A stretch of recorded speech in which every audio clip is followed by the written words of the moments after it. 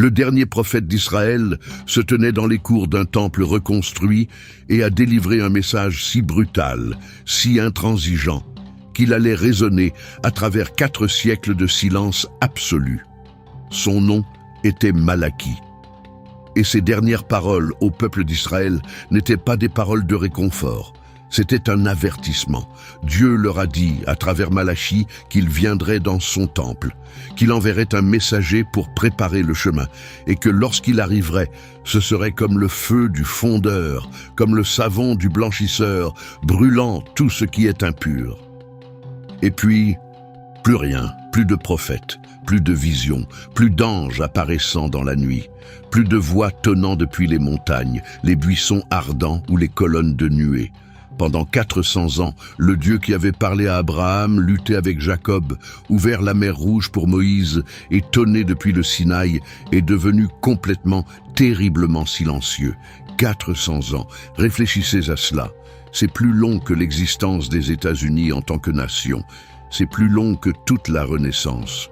Une civilisation entière a vécu, combattu, souffert, et est morte dans ce silence, sans jamais entendre un seul mot du Dieu qui avait autrefois parlé à leurs ancêtres face à face. Alors, que s'est-il passé pendant ces 400 ans? Et surtout, pourquoi Dieu est-il devenu silencieux? C'est ce que nous allons explorer, car ces 4 siècles n'étaient pas vides, ils étaient tout sauf vides. Des empires se sont levés et sont tombés. Des guerres ont redessiné le monde connu tout entier. Une petite nation a été conquise, reconquise et presque effacée de l'histoire. Et à travers tout cela, une série d'événements s'est déroulée, préparant le terrain pour le moment le plus important de l'histoire humaine. C'est l'histoire que votre Bible passe sous silence. L'histoire entre la dernière page de l'Ancien Testament et la première page du Nouveau. On était environ en 430 avant notre ère. Malachie venait de délivrer sa prophétie et le peuple d'Israël était, pour le dire franchement, dans un état pitoyable. Ils étaient revenus d'exil à Babylone des décennies plus tôt, pleins d'espoir et de détermination pour reconstruire leur nation. Le temple avait été reconstruit sous Zorobabel. Les murs de Jérusalem avaient été réparés sous Néhémie. Esdras avait mené un renouveau spirituel, rappelant le peuple à la Torah. Mais à l'époque de Malachie, la corruption s'était déjà réinstallée. Les prêtres offraient des animaux aveugles et boiteux sur l'autel, donnant à Dieu les restes en quelque sorte. Le peuple trichait sur ses dîmes. Les mariages avec des femmes étrangères étaient courants. L'injustice sociale régnait partout. Et pire encore, le peuple avait développé une attitude profondément cynique envers Dieu lui-même. Il disait des choses comme « Tous ceux qui font le mal sont bons aux yeux du Seigneur, et il se plaît en eux. Et où est le Dieu de justice ?» Malachie les a repris sur chacune de ses fautes. Il a dit aux prêtres qu'ils déshonoraient le nom de Dieu. Il a dit au peuple que ses offrandes ne valaient rien. Il a averti que le jugement approchait, que le jour du Seigneur brûlerait comme une fournaise, et que les arrogants et tous ceux qui font le mal seraient réduits en paille. Mais il leur a aussi donné une promesse. Un messager viendrait d'abord pour préparer le chemin, et ensuite le Seigneur lui-même apparaîtrait soudainement dans son temple. Et puis la voix prophétique s'est éteinte. Pour comprendre ce que ce silence représentait pour le peuple d'Israël, il faut comprendre ce qu'il avait perdu. Pendant plus de 1000 ans, depuis l'époque de Moïse, Dieu avait parlé à son peuple à travers des prophètes. Pas en permanence, et pas toujours avec la même intensité, mais il y avait toujours quelqu'un. Moïse, Josué, Samuel, Élie, Élisée, Ésaïe, Jérémie, Ézéchiel, Daniel et des dizaines d'autres. La voix prophétique était le pilier de l'identité d'Israël.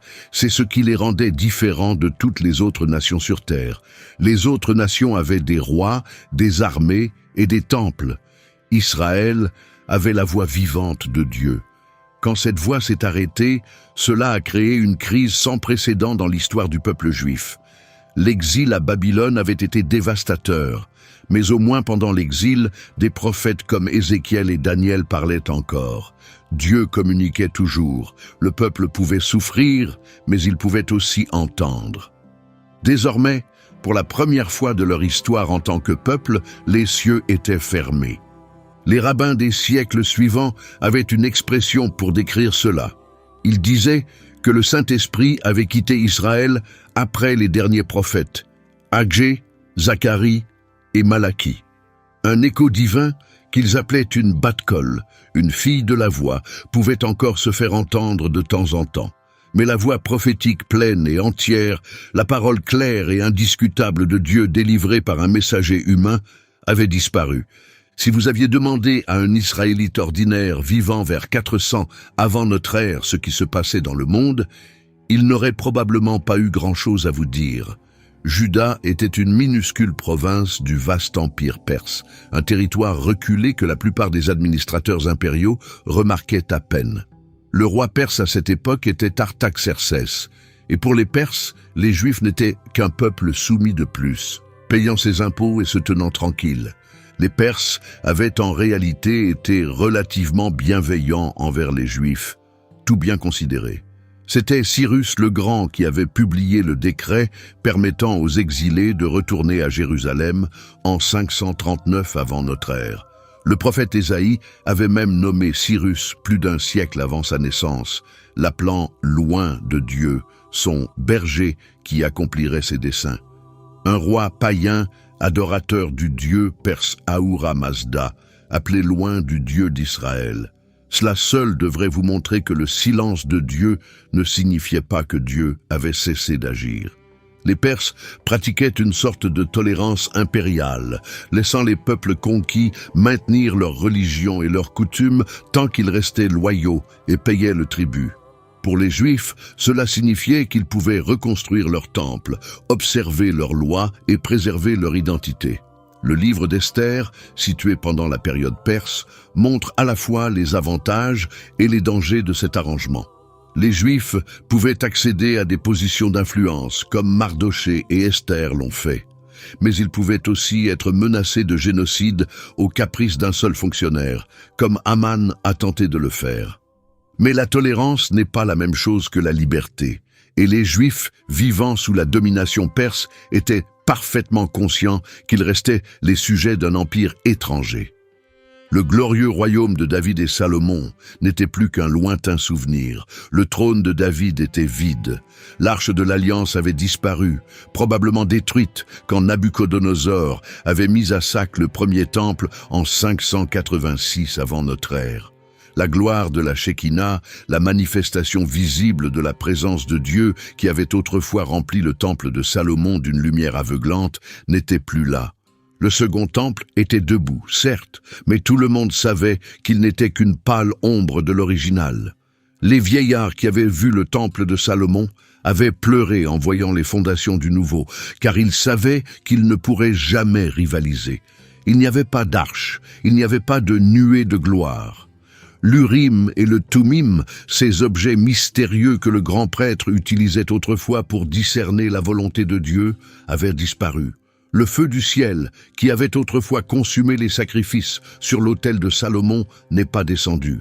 Le Saint des Saints, la chambre la plus intérieure où la présence de Dieu avait autrefois résidé entre les chérubins, était une pièce vide. Une pièce vide au cœur de leur foi. Ce détail compte plus qu'on ne pourrait le croire. Pendant la période perse, approximativement de 430 à 332 avant notre ère, quelque chose d'important se produisait discrètement au sein du peuple juif. Sans voix prophétique pour les guider, ils se sont tournés vers la parole écrite avec une intensité jamais vue auparavant. La Torah, les 5 livres de Moïse, est devenue le centre absolu de la vie juive. Une nouvelle classe de savants a émergé, les scribes, dévoués à copier, étudier et interpréter chaque lettre du texte sacré. Ces hommes consacraient leur vie entière à la préservation des Écritures, comptant chaque mot et chaque lettre pour s'assurer que rien ne soit perdu ou modifié. C'est durant cette période que la Bible hébraïque, telle que nous la connaissons, a commencé à prendre sa forme définitive. Les différents livres ont été rassemblés, organisés et reconnus comme écriture sacrée. L'idée d'un canon fixe, d'une collection fermée d'écrits faisant autorité, a commencé à se consolider. Les Juifs ne pouvaient plus entendre de nouvelles paroles de Dieu. Alors, ils ont concentré toute leur énergie spirituelle sur les paroles que Dieu avait déjà prononcées. Et ce faisant, ils ont créé une relation avec les Écritures plus profonde, plus intense et plus personnelle que tout ce qui avait existé avant. Les synagogues ont commencé à apparaître, bien que les origines exactes de la synagogue fassent encore débat parmi les historiens. C'étaient des lieux de rassemblement locaux où les communautés juives pouvaient se réunir pour la prière, la lecture des Écritures et l'étude, même loin du temple de Jérusalem. C'était une révolution silencieuse. Pour la première fois, il n'était plus nécessaire d'être près du temple pour pratiquer un culte structuré. Une famille juive vivant dans une province perse à des centaines de kilomètres de Jérusalem pouvait se rassembler le jour du sabbat, écouter la lecture de la Torah et en discuter le sens. Ce développement allait s'avérer l'une des innovations les plus marquantes de l'histoire des religions. Quand les premiers chrétiens ont commencé à diffuser leur message, ils se sont d'abord rendus dans les synagogues. Quand les Juifs se sont dispersés à travers l'Empire romain, la synagogue a maintenu leur communauté unie. Quand le temple a finalement été détruit en 70 de notre ère, le judaïsme a survécu parce qu'il avait déjà construit un système de culte indépendant du temple. Tout cela a commencé pendant le silence. L'Empire perse, malgré toute sa puissance, n'était pas destiné à durer éternellement. Et l'instrument de sa destruction grandissait déjà dans un petit royaume du nord de la Grèce. Son nom était Alexandre, et il allait changer le monde de façon plus radicale que quiconque avant ou après lui. Alexandre de Macédoine était le fils du roi Philippe II, un brillant stratège militaire qui avait déjà unifié la majeure partie de la Grèce sous le contrôle macédonien. Philippe était un homme dur et calculateur qui avait forgé l'armée la plus disciplinée du monde antique. Il avait inventé la sarisse, une lance de près de 5 mètres et demi de long, et avait entraîné son infanterie à combattre en formation de phalange, pratiquement inarrêtable en terrain découvert. Il avait transformé sa cavalerie en une arme de choc dévastatrice. Il avait construit des engins de siège capables de briser n'importe quelle muraille. Mais Philippe fut assassiné en 336 avant notre ère, poignardé par l'un de ses propres gardes du corps lors du mariage de sa fille. La conspiration derrière sa mort reste l'un des grands mystères non résolus de l'histoire antique. Certains soupçonnaient la mère d'Alexandre, Olympias, une femme aussi ambitieuse et impitoyable que n'importe quelle figure de la mythologie grecque. Elle était une adepte du culte de Dionysos, et on disait qu'elle dormait avec des serpents dans son lit. D'autres soupçonnaient Alexandre lui-même, qui s'était éloigné de son père après que Philippe eut pris une nouvelle épouse plus jeune. Quelle que soit la vérité, le prince de 20 ans hérita du trône, d'une armée aguerrie au combat et d'une ambition presque maladive de conquérir le monde connu. Alexandre avait été formé par Aristote, le plus grand philosophe de son temps. Il dormait avec un exemplaire de l'Iliade d'Homère sous son oreiller, annoté de sa propre main, et se voyait comme un nouvel Achille, destiné à la gloire et à une mort précoce. Il obtint les deux. En moins de 2 ans après son accession au trône, Alexandre traversa en Asie avec environ 40 000 soldats et commença à démanteler méthodiquement l'Empire perse, un empire qui s'étendait de l'Égypte aux frontières de l'Inde, qui commandait des millions de sujets et avait semblé invincible pendant plus de 2 siècles. Les batailles se lisent comme un scénario de film. Au Granique, sa toute première bataille en sol asiatique, il chargea directement la cavalerie perse avec ses cavaliers d'élite, les compagnons, et faillit se faire tuer dans les premières minutes. Un noble perse nommé Spithridates leva son épée pour lui fendre le crâne en 2. La lame arracha le panache de son casque. Il serait mort sur place, dès le premier affrontement de toute sa campagne asiatique, si un officier macédonien nommé Kleitos n'avait pas tranché le bras du Perse au dernier instant. À Issos, dans une étroite plaine côtière, dans ce qui est aujourd'hui le sud de la Turquie, Alexandre battit le roi perse Darius III, alors qu'il était en infériorité numérique d'au moins 2 contre 1. Darius s'enfuit du champ de bataille si rapidement qu'il abandonna sa propre mère, sa femme et ses enfants. Alexandre les traita avec courtoisie, ce qui stupéfia le monde antique. Un conquérant faisant preuve de clémence envers la famille d'un ennemi vaincu, c'était presque du jamais vu.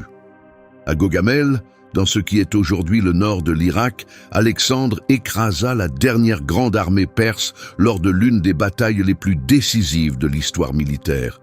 Darius avait rassemblé une armée que les sources antiques estiment entre 200 000 et 1 million d'hommes, bien que les historiens modernes avancent généralement un chiffre bien plus bas, peut-être autour de 100 000.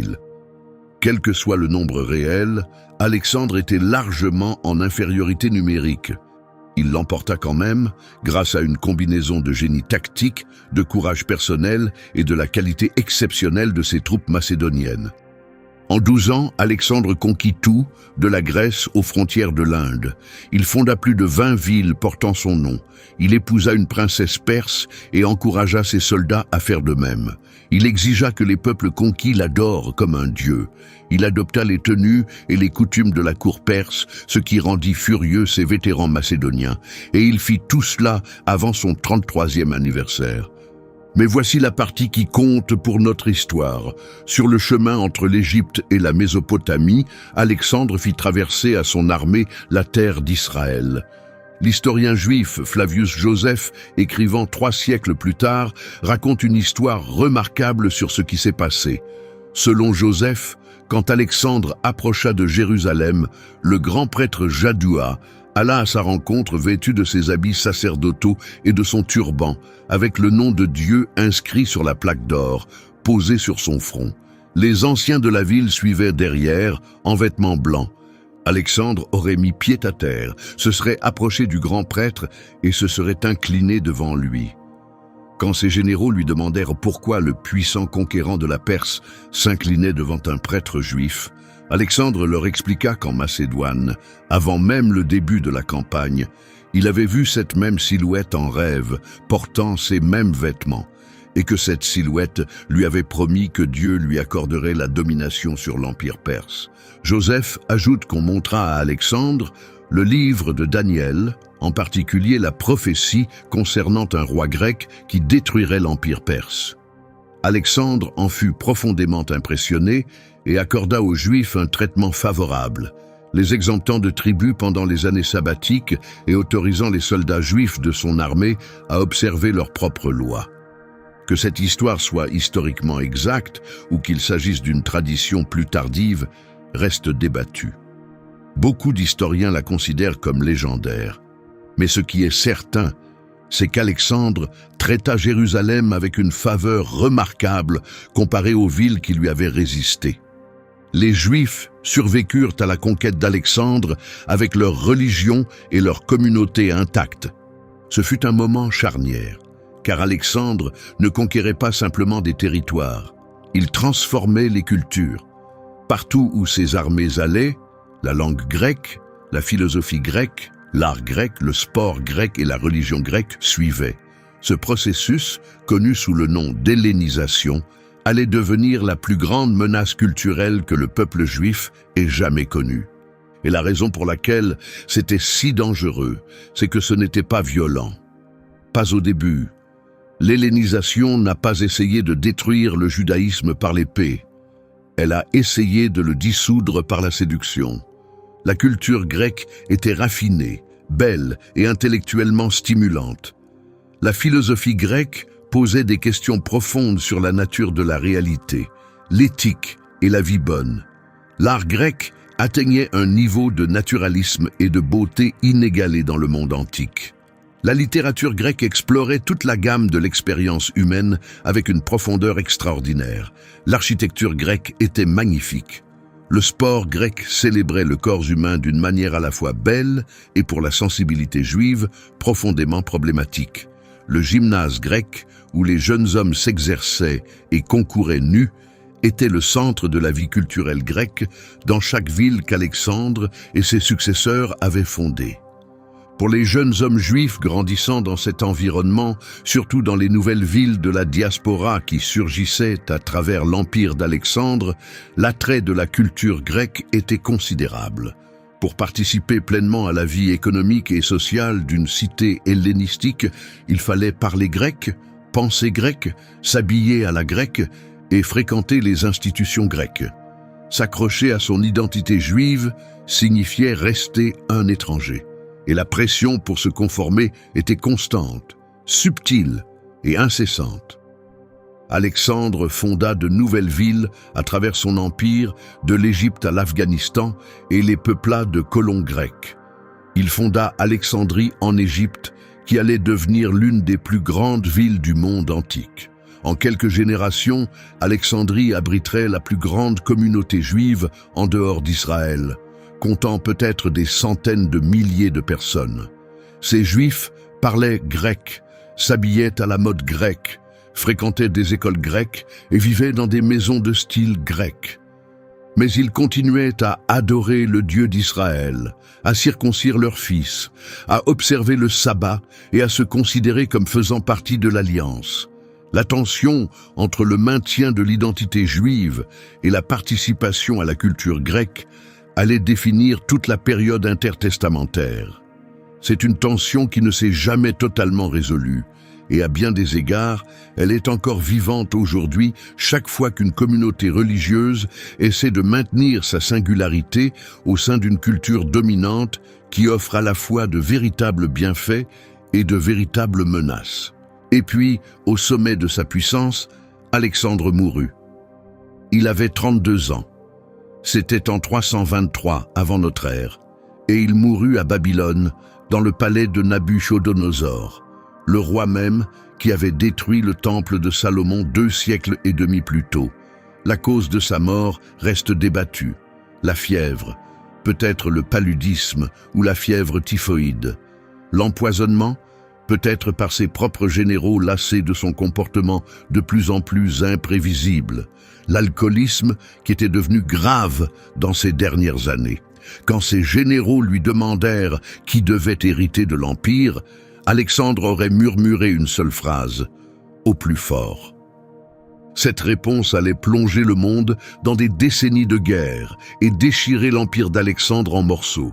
Et la terre d'Israël se retrouverait coincée en plein milieu. Après la mort d'Alexandre, ses généraux connus sous le nom de diadoques, c'est-à-dire les successeurs, se sont battus férocement pour le butin. Les guerres des diadoques durèrent plus de 40 ans et comptèrent parmi les conflits les plus sanglants du monde antique. Des généraux qui avaient combattu côte à côte sous Alexandre se retournèrent les uns contre les autres avec une brutalité effroyable. Les alliances se formaient et se défaisaient du jour au lendemain. Des armées entières furent anéanties. La propre famille d'Alexandre fut exterminée. Sa femme Roxane et son fils en bas âge, Alexandre IV, furent assassinés. Sa mère Olympias fut lapidée par une foule en colère. Son demi-frère Philippe III fut assassiné. Tous les parents par le sang d'Alexandre furent traqués et tués. L'Empire finit par se fragmenter en plusieurs royaumes successeurs, mais deux d'entre eux comptent énormément pour notre histoire. Le royaume ptolémaïque en Égypte, gouverné par les descendants de Ptolémée, l'un des commandants de cavalerie les plus fidèles d'Alexandre, et l'empire séleucide s'étendant de la Syrie à la Perse, gouverné par les descendants de Séleucos, un autre des généraux d'Alexandre. Et juste entre ces deux grandes puissances, comme un os entre deux chiens, se trouvait la minuscule terre d'Israël. Les Ptolémées arrivèrent les premiers. Ptolémée lui-même s'empara de Jérusalem en 320 avant notre ère, attaquant apparemment un jour de sabbat car il savait que les Juifs hésiteraient à combattre en ce jour saint. C'était une manœuvre astucieuse et cynique, et cela donna le ton de ce que serait la domination ptolémaïque, tolérante envers la religion juive, mais parfaitement disposée à exploiter les scrupules juifs quand cela servait ses intérêts. D'environ 301 à 198 avant notre ère, soit à peu près un siècle, les Juifs vécurent sous le contrôle ptolémaïque. Et honnêtement, ce n'était pas si terrible. Les Ptolémées, comme les Perses avant eux, pratiquaient une forme relativement tolérante d'impérialisme. Ils laissaient les Juifs se gouverner eux-mêmes à travers le grand prêtre et un conseil d'anciens connus sous le nom de Gérousia. Ils les laissaient pratiquer leur religion librement. Ils les taxaient, bien sûr, et parfois lourdement.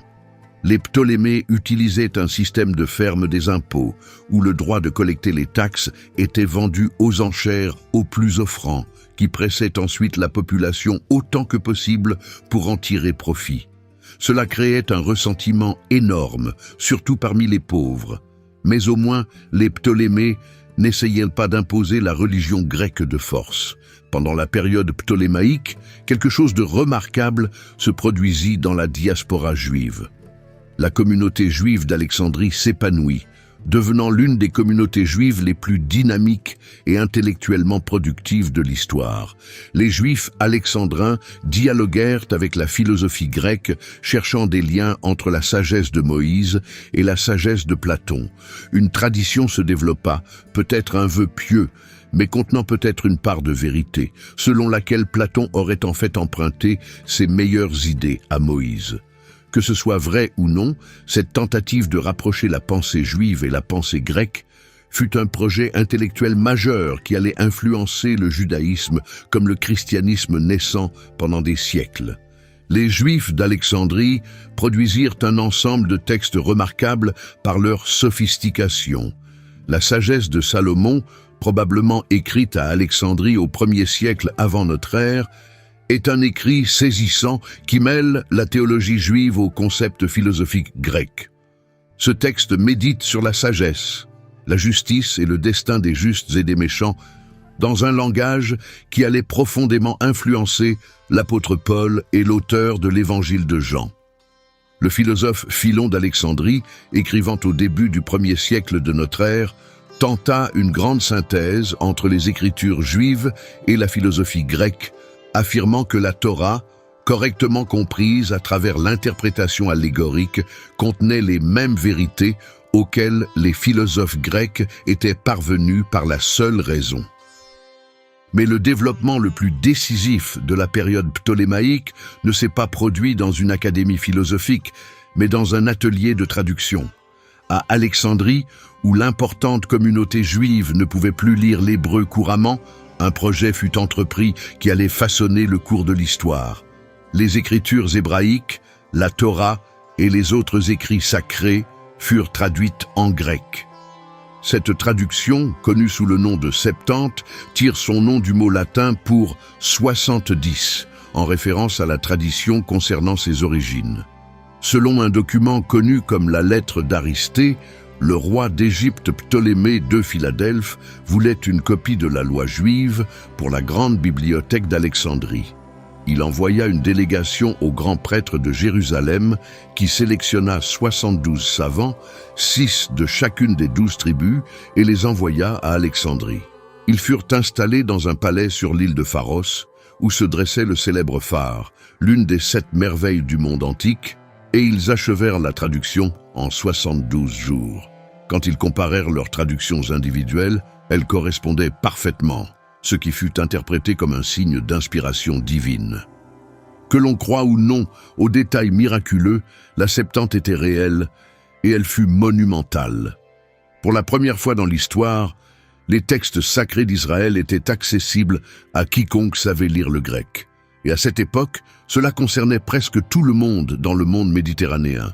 Le grec était devenu la lingua franca, la langue commune du commerce, de la diplomatie, de la littérature et de la vie intellectuelle, de l'Espagne aux frontières de l'Inde. Un marchand à Rome pouvait désormais lire l'alliance d'Abraham avec Dieu. Un philosophe à Athènes pouvait étudier les psaumes et les comparer aux hymnes d'Homère. Un étudiant à Antioche pouvait se confronter aux complexités morales du livre de Job. Un Égyptien curieux pouvait lire le récit de l'Exode et apprendre comment le Dieu des Hébreux avait humilié les dieux d'Égypte. Les barrières qui avaient maintenu les écritures juives enfermées dans une seule communauté linguistique avaient disparu. Cela allait s'avérer l'un des développements les plus importants de l'histoire des religions. Quand les premiers chrétiens commencèrent à diffuser leur message à travers l'Empire romain quelques siècles plus tard, ils le firent en utilisant la Septante. L'Ancien Testament en grec devint la Bible de l'Église primitive. Quand l'apôtre Paul citait les Écritures dans ses lettres aux communautés de Rome, Corinthe et Galatie, il citait généralement la Septante. Quand les auteurs des évangiles montraient comment Jésus accomplissait les prophéties de l'Ancien Testament, ils renvoyaient à un texte que leur public de langue grecque pouvait lire par lui-même. La Septante introduisit aussi des nuances qui allaient devenir théologiquement significatives. Par exemple, quand Ésaïe écrivit au sujet d'une jeune femme qui concevrait un enfant, le mot hébreu qu'il utilisa, Alma, signifie simplement « jeune femme », mais les traducteurs de la Septante choisirent le mot grec « parthénos », qui signifie spécifiquement « vierge ». Quand Matthieu cita cette prophétie en rapport avec la naissance de Jésus, il s'appuyait sur la version de la Septante. Un choix de traduction fait dans l'Alexandrie ptolémaïque des siècles avant la naissance de Jésus allait devenir central dans la théologie chrétienne sur l'incarnation. La Septante fut aussi le lieu où le mot Christ entra dans le vocabulaire religieux. Le mot hébreu Machia, signifiant oint, fut traduit en grec par Christos. Jésus le Messie devint, dans le monde de langue grecque, Jésus le Christ. Sans la Septante, ce titre n'aurait peut-être jamais existé. Mais tandis que les Juifs d'Alexandrie traduisaient les Écritures et bâtissaient l'une des traditions intellectuelles juives les plus dynamiques de l'histoire, la situation politique dans leur patrie était sur le point de devenir bien plus sombre. En 198 avant notre ère, tout bascula. Le roi séleucide Antiochos III, connu sous le nom d'Antiochos le Grand, vainquit les forces ptolémaïques à la bataille de Panion, près des sources du Jourdain, à un endroit appelé Banias, et prit le contrôle de la Judée. Au début, les choses semblaient prometteuses. Antiochos était reconnaissant du soutien juif pendant la guerre et leur accorda des conditions favorables. Il réduisit leurs impôts, contribua financièrement à l'entretien du temple, libéra les prisonniers juifs et publia même un décret interdisant aux étrangers d'entrer dans les parvis intérieures du temple. Cela semblait être une bonne nouvelle. Les Juifs avaient un nouveau maître, mais un maître généreux. Rien ne laissait présager que quelque chose de terrible approchait. Mais l'Empire séleucide subissait une pression financière énorme. Antiochos le Grand avait commis l'erreur catastrophique de provoquer Rome. En 190 avant notre ère, les Romains écrasèrent l'armée séleucide à la bataille de Magnésie en Asie mineure, l'une des batailles les plus décisives du monde antique. Les conditions de paix furent humiliantes. Antiochos devait payer une indemnité de 15 000 talents d'argent sur 12 ans, une somme colossale. Il devait livrer des otages, dont son propre fils, le futur Antiochos IV. Il devait abandonner toute sa flotte, sauf 10 navires. Il devait céder tout son territoire en Asie mineure. Le poids financier de cette indemnité allait déformer la politique séleucide pendant des décennies, poussant les rois à pressurer leur peuple soumis pour en extraire chaque pièce. Les temples devinrent des tirelires, les trésors sacrés devinrent des cibles. Les dieux du monde antique avaient accumulé d'énormes richesses dans leurs sanctuaires au fil de siècles de donations. Les Séleucides avaient besoin de ces richesses, et ils n'allaient pas laisser des scrupules religieux les empêcher de les prendre. Antiochos le Grand mourut en 187 avant notre ère en essayant de piller un temple de Bel à Élimaïs pour payer ses dettes envers Rome. La population locale le tua pendant le raid. Un roi mourant en pillant un temple pour payer un tribut à une puissance étrangère. Cela en dit long sur l'état de l'Empire séleucide.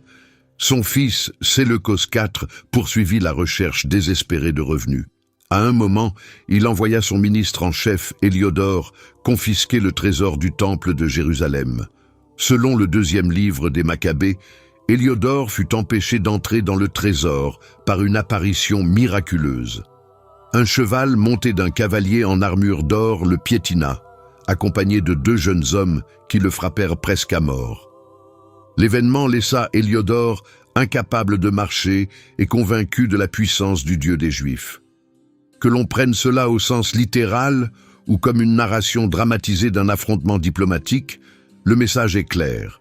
Les Séleucides lorgnaient la richesse du temple et les Juifs savaient que leur sanctuaire n'était plus en sécurité.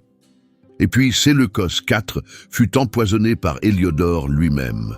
Le trône passa au frère de Séleucos, le prince qui avait été envoyé à Rome comme otage des années plus tôt.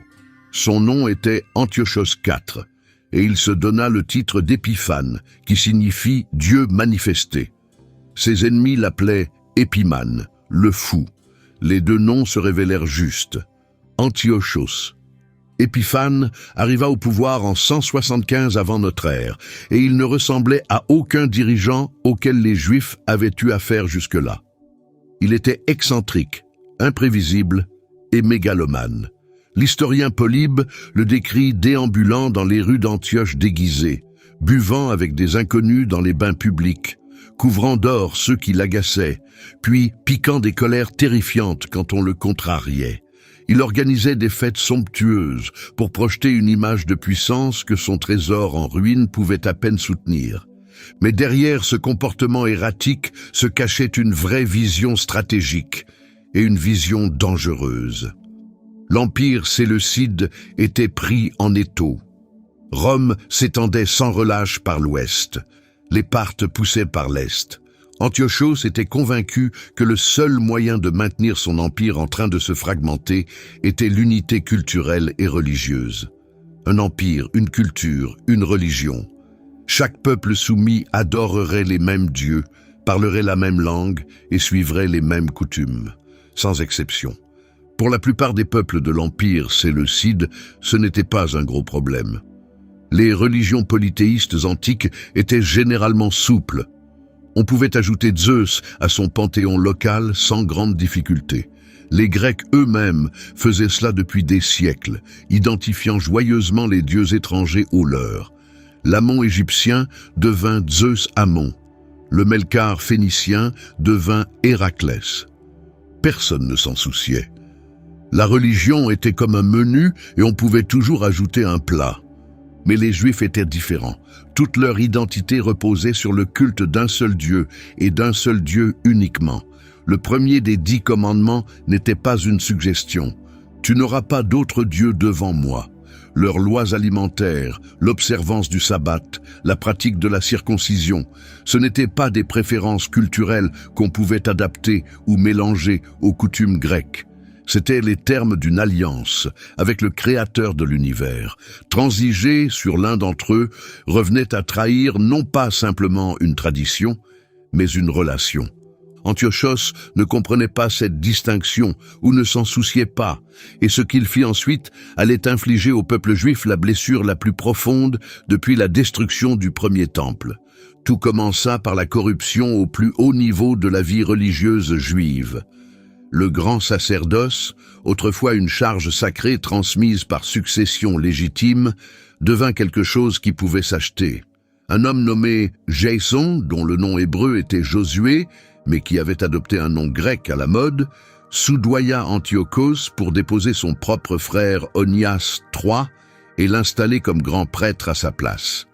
Jason obtint ensuite la permission de transformer Jérusalem en une cité de style grec. Il fit construire un gymnase juste à côté du temple, où de jeunes hommes juifs s'exerçaient nus à la mode grecque et participaient à des jeux dédiés aux dieux grecs. Certains subirent des opérations chirurgicales douloureuses pour inverser leur circoncision afin de ne pas se distinguer parmi leurs compagnons grecs. Puis, un homme nommé Ménélas, qui n'appartenait même pas à la famille des grands prêtres, surenchérit sur Jason pour le poste en offrant à Antiochos 300 talents de plus. Ménélas vola des objets sacrés du trésor du temple pour payer son pot de vin. Quand l'ancien grand prêtre légitime Onias III protesta depuis son lieu de refuge dans la ville de Daphné près d'Antioche, Ménélas le fit assassiner. Le plus haut responsable religieux du peuple juif était désormais un meurtrier, un voleur et un homme qui n'avait aucun droit légitime à la charge qu'il occupait. La corruption était totale, mais tout cela n'était que le prélude à la catastrophe. En 168 avant notre ère, Antiochos envahit l'Égypte avec une armée massive, cherchant à ajouter le royaume ptolémaïque à son empire. Il était au bord du succès, pratiquement aux portes d'Alexandrie, quand quelque chose d'humiliant se produisit. Un envoyé romain nommé Gaius Popilius Laenas rencontra Antiochos devant la ville, lui remit une lettre du Sénat romain lui ordonnant de se retirer immédiatement et traça un cercle dans le sable autour du roi avec sa canne. Il dit à Antiochos de donner sa réponse avant de sortir du cercle. C'était un ultimatum délivré avec le plus grand mépris. Antiochos, qui avait passé des années comme otage à Rome et savait parfaitement à quel point les Romains étaient dangereux, ravala sa fierté, accepta de se retirer et ramena son armée vers la Syrie, humilié et furieux. Sur le chemin du retour, Antiochos reçut des rapports indiquant que Jason avait attaqué Jérusalem et chassé Ménélas, apparemment à cause d'une fausse rumeur selon laquelle Antiochos serait mort en Égypte. Antiochos interpréta cela comme une révolte contre son autorité. Il fondit sur Jérusalem avec son armée et déclencha un massacre. Selon le deuxième livre des Maccabées, 80 000 personnes furent tuées ou réduites en esclavage en 3 jours. Antiochos entra dans le temple, pénétra dans le Saint des Saints et dépouilla le sanctuaire de tout ce qui avait de la valeur, l'autel en or, le chandelier, la table des pains de proposition, les coupes, les bols, les encensoirs en or, le voile et les ornements dorés. Il prit absolument tout. 2 ans plus tard, en 167 avant notre ère, Antiochos lança une campagne systématique pour éradiquer le judaïsme dans sa totalité. Il publia des décrets rendant la pratique de la religion juive passible de mort. Le temple de Jérusalem fut reconsacré à Zeus olympien. Un autel païen, ce que le livre de Daniel appelle l'abomination de la désolation, fut érigé par-dessus l'autel des holocaustes. Le 25 du mois de Kislev, des porcs furent sacrifiés sur l'autel sacré. Un culte païen fut instauré dans le lieu le plus saint de la terre. Les exemplaires de la Torah furent saisis et brûlés. Quiconque était trouvé en possession d'un rouleau des Écritures était exécuté. La circoncision fut interdite. Les mères qui circoncisaient leurs nouveau-nés étaient tuées et les corps de leurs bébés leur étaient attachés autour du cou. Leurs familles étaient ensuite exhibées dans les rues, puis jetées du haut des murailles de la ville. L'observance du sabbat fut interdite. Les Juifs furent contraints de manger du porc et d'offrir des sacrifices aux dieux païens. Des autels païens furent dressés dans chaque ville et chaque village de Judée. Des inspecteurs royaux furent envoyés pour faire respecter ces décrets et leur méthode était conçue pour terroriser. Les tortures infligées à ceux qui refusaient étaient presque inimaginables. Des gens étaient rôtis vivants sur des grilles métalliques. Ils étaient scalpés alors qu'ils étaient encore conscients. On leur arrachait la langue, on leur coupait les mains et les pieds. Ils étaient frits vivants dans d'énormes poêles, tandis que leurs familles étaient forcées de regarder. La cruauté n'était pas aléatoire. Elle était systématique, calculée et destinée à faire passer un message clair. La résistance serait punie par un niveau de souffrance qui ferait paraître la mort comme une grâce. Le deuxième livre des Maccabées raconte l'histoire d'une mère et de ses 7 fils qui furent amenés devant Antiochos en personne et reçurent l'ordre de manger du porc. Un par un, chaque fils refusa.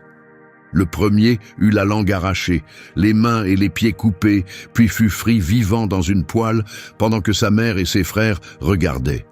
Le deuxième fut scalpé, la peau arrachée de son crâne puis torturé à mort. Le troisième tendit volontairement ses mains et sa langue pour l'amputation en disant « C'est du ciel que je les ai reçus. Pour les lois de Dieu, je les méprise. De lui, j'espère les recevoir à nouveau. » Chaque fils proclama sa foi en la résurrection des morts et sa confiance que Dieu rendrait justice aux justes. La mère encouragea chacun de ses enfants à choisir la mort plutôt que la désobéissance. Elle fut la dernière à mourir. Un scribe âgé nommé Éléazar, 90 ans, se vit offrir une issue. Ses amis lui dirent de simplement mettre de la viande permise dans sa bouche et de faire semblant que c'était du porc, pour donner l'apparence de la soumission. Personne ne le saurait. Il refusa. Il dit que si les jeunes d'Israël voyaient un savant de 90 ans feindre d'abandonner sa foi, même pour gagner quelques années de vie supplémentaires, ils pourraient croire qu'il s'était véritablement converti. Il préférait mourir avec son intégrité intacte plutôt que vivre en imposteur. Il marcha volontairement vers la mort, et les hommes qui lui avaient proposé cette issue, bienveillants quelques instants auparavant, se retournèrent contre lui avec fureur devant son obstination. Ces récits devinrent le fondement du martyrologe juif. Le concept de mourir pour sa foi, ce que les rabbins appelleraient « Kiddush Hashem », la sanctification du nom de Dieu, devint l'un des idéaux les plus puissants de l'histoire juive. Les martyrs maccabéens allaient être honorés aussi bien par la tradition juive que par la tradition chrétienne pendant plus de 2000 ans. Dans les églises catholiques et orthodoxes, la mère et ses 7 fils sont vénérés comme des saints. Mais tout le monde en Israël ne choisit pas de mourir en silence. Certains choisirent de se battre. Dans le village de Modien, à quelques kilomètres au nord-ouest de Jérusalem, dans les collines entre la plaine côtière et les hauts plateaux de Judée, un vieux prêtre nommé Mattathias regardait un officier royal dresser un autel païen et ordonner aux villageois de sacrifier à un dieu étranger. L'officier proposa à Mattathias, en tant qu'homme le plus éminent du village, l'honneur de passer en premier. Il lui promit de l'argent, de l'or et l'amitié personnelle du roi en échange de sa soumission. Mattathias refusa. Il refusa assez fort pour que tout le village l'entende. Il déclara que même si toutes les nations sous l'autorité du roi obéissaient et abandonnaient la foi de leurs ancêtres, lui, ses fils et ses frères continueraient à vivre selon l'alliance de leur père. Sa voix porta à travers la place du village. Puis un homme juif s'avança pour faire le sacrifice, et quelque chose se brisa en Mattathias. Il se rua sur l'homme et le tua devant l'autel. Il tua l'officier royal. Il renversa l'autel païen, et il lança un cri qui allait résonner à travers les siècles, que tous ceux qui sont zélés pour la loi et qui soutiennent l'alliance me suivent. Il s'enfuit dans les collines de Judée avec ses 5 fils et un groupe croissant de partisans. C'était le début de la révolte militaire la plus improbable de l'histoire antique. Mattathias était vieux, il mourut en moins d'1 an, mais avant de mourir, il confia le commandement militaire à son 3e fils, un homme qui allait devenir l'un des guerriers les plus célébrés de l'histoire juive. Son nom était Judas, et on lui donna le surnom de Maccabée. Le mot signifie probablement « le marteau ». Certains savants pensent qu'il pourrait s'agir d'un acronyme d'un cri de guerre hébreu signifiant « Qui est comme toi parmi les dieux, ô Seigneur ?» Quoi qu'il en soit, le nom lui resta. Et Judas le marteau le mérita pleinement. Avec une force de guérilla de combattants juifs mal armés et largement inférieurs en nombre, Judas entreprit de vaincre une armée séleucide après l'autre. Sa stratégie était brillante. Il refusait de combattre en terrain découvert où l'infanterie lourde et les éléphants de guerre séleucides l'auraient écrasé. Au lieu de cela, il utilisait le terrain accidenté des collines de Judée, les défilés étroits de montagnes, les ravins escarpés, les grottes cachées. Il lançait des embuscades à l'aube. Il attaquait les lignes de ravitaillement. Il utilisait des marches de nuit pour apparaître là où l'ennemi s'y attendait le moins. Le premier général envoyé contre lui fut Apollonios, le gouverneur militaire de Samarie. Judas le prit en embuscade, anéantit ses troupes et tua Apollonios en combat singulier. Il prit l'épée du général mort et l'utilisa pour le reste de sa carrière. Le deuxième fut Séron, le commandant des forces séleucides dans la région. Judas le surprit au défilé de Beth-Horon, le même passage étroit où Josué avait mis en déroute les Cananéens 1000 ans plus tôt et mis son armée en pièces. Les survivants s'enfuirent vers la plaine côtière. Antiochos, désormais véritablement alarmé, engagea une part importante de ses ressources militaires pour écraser la révolte. Il envoya son régent Lysias avec une armée que les sources décrivent entre 40 000 et 65 000 hommes. Lysias délégua l'opération à 2 généraux expérimentés, Nicanor et Gorgias, et leur donna l'ordre explicite de vendre les Juifs capturés comme esclaves. Ils étaient si confiants dans la victoire que des marchands d'esclaves accompagnaient l'armée, prêts à acheter les prisonniers. Gorgias conçut un plan pour mettre fin à la révolte d'un seul coup. Il prendrait 5000 fantassins et 1000 cavaliers d'élite pour une marche de nuit afin de surprendre le campement de Juda pendant que le gros de l'armée resterait en position. C'était un plan solide, sauf que Juda en eut vent. Quand Gorgias arriva au camp des rebelles, il le trouva vide. Les feux brûlaient, mais les combattants avaient disparu. Pendant que Gorgias errait dans les collines dans l'obscurité à la recherche de Juda, Judas avait contourné ses positions et attaqué le campement séleucide principal. Les soldats restés sur place paniquèrent en voyant les flammes et en entendant les cris de guerre. Ils rompirent les rangs et prirent la fuite. Quand Gorgias revint enfin de sa recherche infructueuse, il trouva son camp en flammes et son armée dispersée dans la campagne.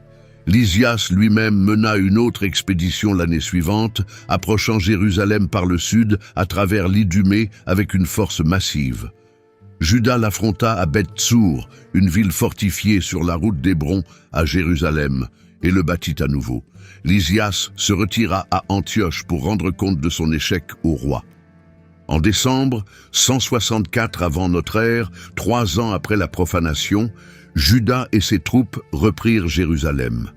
Ils se frayèrent un chemin jusqu'au mont du Temple, et ce qu'ils trouvèrent était désolant. Le sanctuaire était dévasté, les portes avaient été brûlées. Des mauvaises herbes poussaient entre les dalles des parvis. Les chambres des prêtres étaient détruites. L'autel païen se dressait encore sur le site sacré où des générations d'Israélites avaient offert leurs sacrifices au Dieu de leur père. Juda choisit des prêtres qui s'étaient gardés purs pendant la persécution. Ils nettoyèrent le temple, ils démolirent l'autel païen et débâtirent de ce qu'il fallait faire des pierres de l'autel d'origine qui avaient été souillées par les sacrifices païens. C'est un détail révélateur. Incapables de se décider, ils entreposèrent les pierres dans un endroit sûr sur le mont du Temple, en attendant qu'un prophète vienne leur dire ce qu'il fallait faire. Même dans leurs moments de triomphe, ils étaient conscients du silence. Aucun prophète n'avait parlé depuis près de 300 ans, et ils ne se permettaient pas de prendre des décisions que seul un prophète pouvait autoriser. Ils construisirent un nouvel autel de pierre brute, fabriquèrent de nouveaux objets sacrés, un nouveau chandelier, un nouvel autel à encens et une nouvelle table pour les pains de proposition. Le 25 du mois de Kislev, exactement 3 ans jour pour jour après la profanation, ils reconsacrèrent le temple au Dieu d'Israël. Ils allumèrent la ménorah, brûlèrent l'encens sur l'autel doré, disposèrent les pains et offrirent des holocaustes pour la première fois en 3 ans. Selon la tradition talmudique, quand ils cherchèrent de l'huile consacrée pour allumer la ménorah du temple, ils ne trouvèrent qu'une petite jarre portant encore le sceau du grand prêtre, contenant assez d'huile pour un seul jour. Le processus de consécration d'une nouvelle huile prenait 8 jours. Ils allumèrent quand même la ménorah, et selon la tradition, l'huile brûla pendant 8 jours et 8 nuits entières, jusqu'à ce que la nouvelle huile soit prête. C'est le miracle de Hanouka, la fête des Lumières. Juda décréta que cette reconsécration devait être célébrée chaque année pendant 8 jours, dans la joie, les festins et l'allumage des lampes. Elle est toujours observée aujourd'hui, plus de 21 siècles plus tard. La portée de la révolte des Maccabées va bien au-delà de la victoire militaire. Sans elle, le judaïsme aurait très bien pu être absorbé par le vaste océan de la culture hellénistique et disparaître totalement, comme tant d'autres religions antiques. Et sans le judaïsme, toute la trajectoire de la civilisation occidentale aurait été méconnaissable. Pas de christianisme, pas d'islam, aucune tradition biblique d'aucune sorte. Le monothéisme éthique qui a façonné le cadre moral du monde occidental n'aurait jamais survécu. Tout cela s'est joué autour d'un vieux prêtre dans un village qui a refusé de s'incliner. Les Maccabées n'ont pas seulement sauvé le temple, ils ont établi un État juif indépendant pour la première fois depuis l'exil babylonien, plus de 400 ans auparavant. La dynastie qu'ils fondèrent, connue sous le nom de dynastie hasmonéenne d'après un ancêtre nommé Hasmonée, allait gouverner la Judée pendant environ un siècle. Mais voici le tournant tragique qui rend cette histoire si douloureusement humaine. Les Hasmonéens, qui étaient arrivés au pouvoir en champions de la foi, luttant contre la tyrannie et la corruption, devinrent eux-mêmes progressivement des tyrans et des corrompus. Juda Maccabée lui-même tomba au combat en 160 avant notre ère, en affrontant le général séleucide Bakidès à la bataille d'Elassa. Son armée s'était réduite à seulement 800 hommes face à une force de 20 000. Ses propres officiers le supplièrent de se replier et de se regrouper. Juda refusa. Il chargea l'aile droite séleucide, la repoussa, puis fut encerclé et tué. Ses frères Jonathan et Simon récupérèrent son corps et l'enterrèrent à Modien auprès de leur père. Jonathan, le frère suivant à prendre la tête, était davantage un politicien qu'un guerrier. Il joua les différentes factions séleucides les unes contre les autres avec une habileté remarquable, soutenant un prétendant au trône séleucide contre un autre en échange de concessions. Grâce à ces manœuvres, il accumula progressivement des titres, du territoire et du pouvoir. Mais Jonathan accepta aussi la charge de grand prêtre de la part d'un des prétendants séleucides, alors que la famille des Maccabées, bien que sacerdotale, n'appartenait pas à la lignée des grands prêtres de Tsadok. Pour beaucoup de juifs dévots, c'était une trahison. La révolte avait été menée pour protéger la sainteté du temple et du sacerdoce.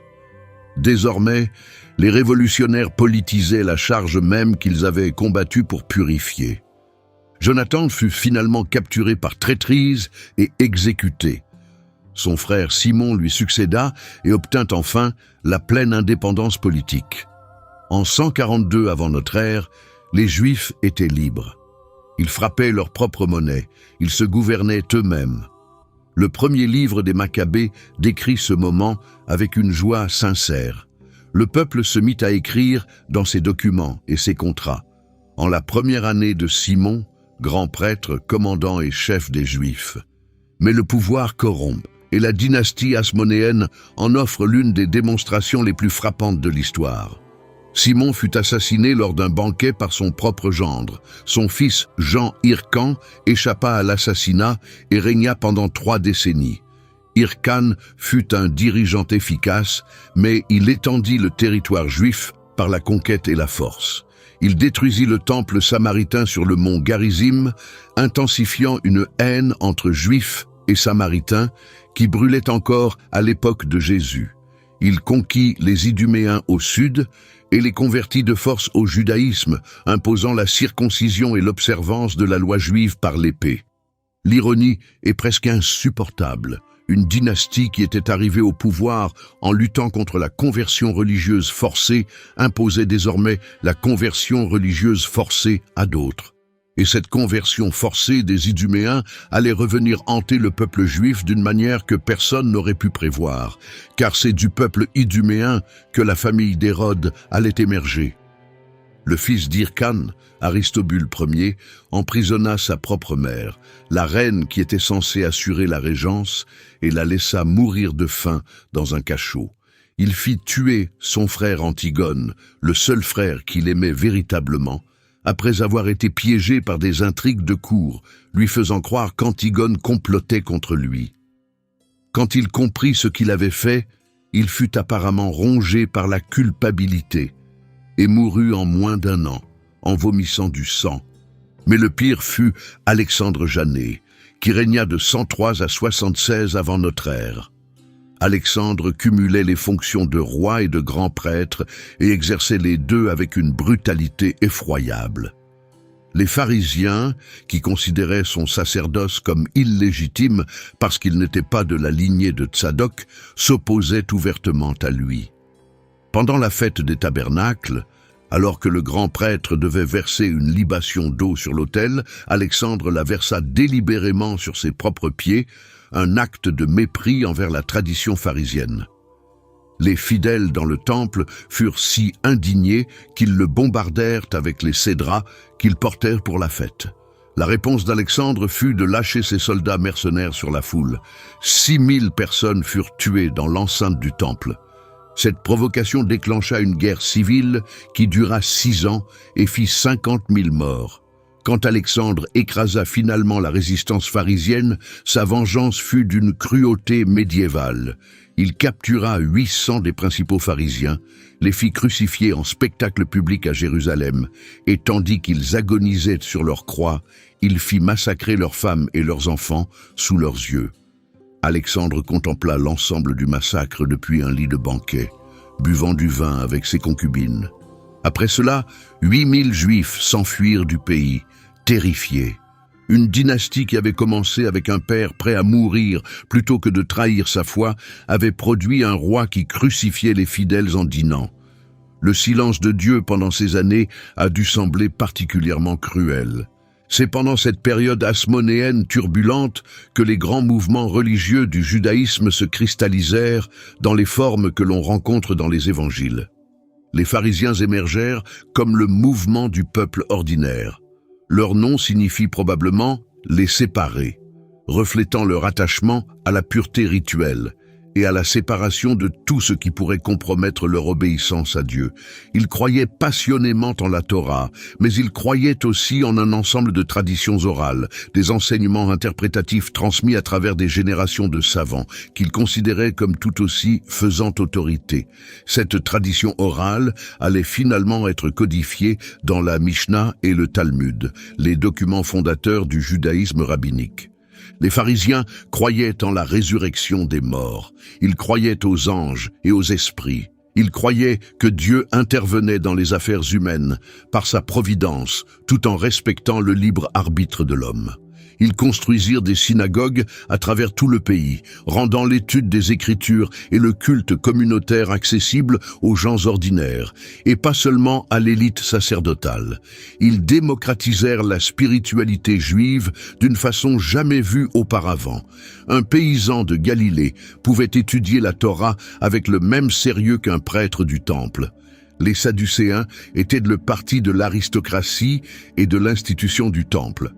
Ils n'acceptaient que la Torah écrite comme faisant autorité et rejetaient la tradition orale des pharisiens.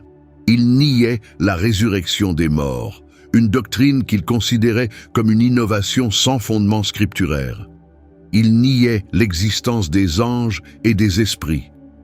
Ils étaient politiquement pragmatiques, prêts à s'accommoder de n'importe quelle puissance étrangère contrôlant la région tant que le fonctionnement du temple et leur propre statut privilégié étaient préservés. Ils représentaient la stabilité, la richesse et le statu quo. Les Esséniens prirent un chemin radicalement différent des deux autres. Ils croyaient que tout l'appareil du temple était corrompu au-delà de toute réforme. Les mauvaises familles servaient comme prêtres. Le calendrier était faux. Les sacrifices étaient souillés. Plutôt que de mener un combat perdu d'avance pour la réforme, beaucoup d'entre eux se retirèrent complètement de la société et établirent des communautés dans le désert. La plus célèbre de ces communautés se trouvait à Qumran, sur la rive nord-ouest de la mer Morte, dans l'un des paysages les plus désolés de la terre. Là, dans des grottes et des bâtiments simples dominant le rivage encrouté de sel, une communauté de peut-être 200 à 300 personnes vivait une vie d'une discipline extrême. Ils partageaient tous les biens. Ils mangeaient ensemble, dans un silence rituel. Ils portaient des vêtements blancs. Ils se baignaient dans des bains rituels plusieurs fois par jour. Ils se levaient avant l'aube pour la prière et l'étude des Écritures. Ils copiaient les rouleaux avec un soin méticuleux. Et ils attendaient avec une intensité proche de l'obsession. Ils divisaient le monde entre les fils de la lumière et les fils des ténèbres et se préparaient méticuleusement à la guerre cosmique finale entre les deux. Ils rédigèrent un plan de bataille détaillé appelé « le rouleau de la guerre », décrivant comment les armées de Dieu vaincraient les forces du mal dans les derniers jours. Ils étudiaient les prophètes avec acharnement, écrivant des commentaires appelés Pesharim, qui appliquaient chaque prophétie ancienne à leur propre époque et à leur propre communauté. Ils croyaient vivre au point charnière de l'histoire, que l'ère de la méchanceté touchait à sa fin et que Dieu était sur le point d'intervenir de façon spectaculaire, violente et définitive. Ils attendaient des messies, non pas un, mais deux, un messie sacerdotal de la lignée d'Aaron qui purifierait le temple et rétablirait le culte véritable, et un messie royal de la lignée de David qui vaincrait les ennemis d'Israël et établirait le royaume de Dieu sur terre.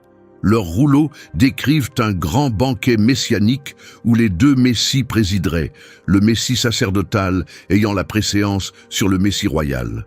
C'est cette communauté, ou un groupe étroitement lié à elle, qui produisit les manuscrits de la mer Morte, l'une des découvertes archéologiques les plus importantes de l'histoire humaine. En 1947, un berger bédouin nommé Mohamed Ed Dib cherchait une chèvre égarée dans les falaises au-dessus de Qumran. Il lança une pierre dans une grotte et entendit un bruit de poterie qui se brisait.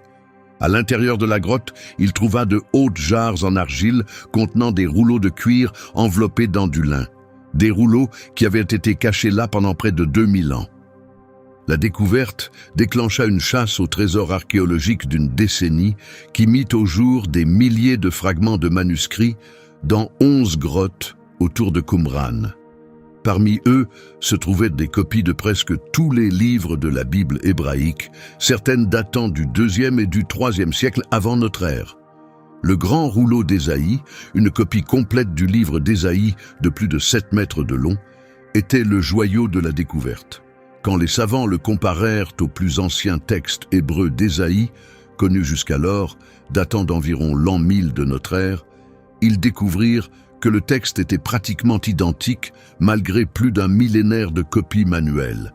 La fidélité de la tradition des scribes était extraordinaire. Les manuscrits comprenaient aussi les écrits propres à la communauté, leurs règles de vie communautaire, leurs hymnes et prières, leurs commentaires bibliques, leurs visions apocalyptiques, leurs plans de guerre pour la fin des temps. Ils offrent une fenêtre exceptionnelle sur la vie spirituelle d'une communauté juive vivant pendant les siècles de silence. Une communauté consumée par l'attente que Dieu était sur le point de rompre son silence, de la manière la plus spectaculaire qui soit. Et ils n'étaient pas les seuls à nourrir cette attente. Au 1er siècle avant notre ère, l'espérance messianique brûlait à travers tout le monde juif comme une fièvre. Les prophètes avaient laissé derrière eux une constellation de promesses auxquelles les fidèles s'accrochaient avec une intensité désespérée. Ésaïe avait décrit un roi de la lignée de David qui régnerait dans la justice et la paix, sur les épaules duquel reposerait le gouvernement. Il avait aussi décrit un serviteur mystérieux qui serait méprisé et rejeté, qui porterait les péchés de beaucoup, qui serait conduit comme un agneau à l'abattoir. Daniel avait vu quelqu'un semblable à un fils de l'homme venant sur les nuées du ciel pour recevoir de l'ancien des jours un royaume éternel qui ne serait jamais détruit. Michée avait désigné Bethléem comme le lieu de naissance d'un souverain dont les origines remontaient aux temps anciens, aux jours d'autrefois. Zacharie avait décrit un roi entrant à Jérusalem monté sur un âne, humble et porteur de salut, et avait aussi parlé de celui qui serait transpercé. Ces prophéties n'étaient pas des concepts théologiques abstraits, c'étaient des bouées de sauvetage. Dans un monde de domination étrangère, de dirigeants corrompus et de silence divin, la promesse que Dieu enverrait un libérateur était le fil qui maintenait tout ensemble. Chaque génération espérait être la dernière à attendre. Chaque persécution aiguisait le désir. Le silence de Dieu n'a pas éteint l'espérance messianique, il l'a intensifiée. Mais avant que cette espérance puisse s'accomplir, un dernier empire devait entrer en scène, et celui-ci serait le plus puissant et le plus brutal de tous. Rome entra dans l'histoire en 63 avant notre ère, et son arrivée fut à la fois inévitable et catastrophique pour l'indépendance juive. La dynastie hasmonéenne avait sombré dans une guerre civile ouverte. Deux frères, Hyrcante II et Aristobule II, se disputèrent le trône et le grand sacerdoce après la mort de leur mère, la reine Salomé Alexandra, en 67 avant notre ère. Les deux camps commirent la même erreur fatale. Ils firent appel à Rome pour trancher leurs différends. Le général romain Pompée menait alors campagne dans l'Est, réorganisant toute la Méditerranée orientale sous le contrôle de Rome. Il avait déjà détruit les derniers vestiges de l'Empire séleucide et cherchait sa prochaine conquête. Quand deux princes juifs se présentèrent en le suppliant de les soutenir l'un contre l'autre, Pompée vit une occasion qu'aucun général romain ne pouvait laisser passer. Il marcha sur Jérusalem. Les partisans d'Hyrcane ouvrirent les portes de la ville basse et accueillirent les Romains. Mais les partisans d'Aristobule se barricadèrent sur le mont du Temple et refusèrent de se rendre. Pompée assiégea le temple pendant 3 mois. Il fit venir des engins de siège de la côte phénicienne. Il fit construire des rampes de terre contre le mur nord. Il synchronisa ses assauts avec le sabbat, sachant que les défenseurs juifs se défendraient s'ils étaient attaqués mais ne prendraient pas l'offensive en ce jour saint. Semaine après semaine, les rampes s'élevaient tandis que les défenseurs regardaient, incapables d'agir. Quand les murs furent enfin percés, 12 000 Juifs furent tués dans les combats. Et puis Pompée fit quelque chose qui horrifia le monde juif. Il pénétra dans le Saint des Saints, l'espace le plus sacré du judaïsme. La pièce où seul le grand prêtre pouvait entrer et seulement une fois par an, le jour du grand pardon. Pompée franchit le voile et se tint dans la chambre intérieure, poussé par la curiosité de voir ce que les Juifs gardaient avec un tel fanatisme. Il trouva exactement ce que les Juifs avaient toujours dit qu'il y avait. Rien. Une pièce vide, pas de veau d'or, pas de trésor caché, pas d'idole secrète, juste de l'espace. L'espace où la présence du Dieu vivant avait autrefois résidé entre les ailes déployées des chérubins d'or au-dessus de l'arche de l'Alliance. L'arche avait disparu depuis longtemps. La gloire s'en était allée depuis longtemps. Et maintenant, un général romain se tenait dans le vide, regarda autour de lui et ressortit. Il faut reconnaître que Pompée ne pilla pas le temple. Il ordonna qu'il soit purifié et que les sacrifices quotidiens reprennent dès le lendemain. Mais la violation était faite. Le message était clair. L'indépendance juive était terminée. Un soldat païen avait marché dans l'endroit le plus sacré de la terre et rien ne l'en avait empêché. Le silence du ciel continuait. Pompée réduisit la Judée à un état vassal de Rome. Il retira la plupart des territoires que les Hasmonéens avaient conquis et imposa la tutelle romaine. Les décennies suivantes furent un tourbillon chaotique de guerres civiles romaines, d'invasions parthes et d'intrigues hasmonéennes.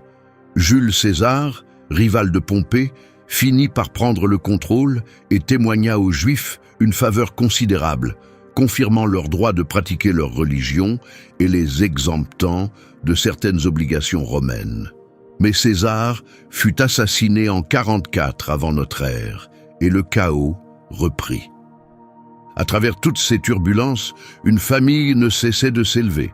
La famille d'Antipater, un Iduméen issu du peuple que Jean Hyrcan avait converti de force au judaïsme quelques générations plus tôt.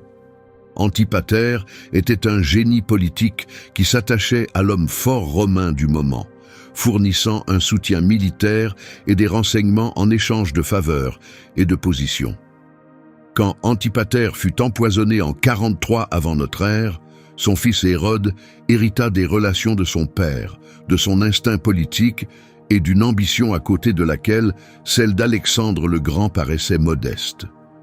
En 40 avant notre ère, les Parthes envahirent la Judée et installèrent sur le trône une marionnette hasmonéenne nommée Antigone. Hérode s'enfuit à Rome. Et à Rome, quelque chose de remarquable se produisit.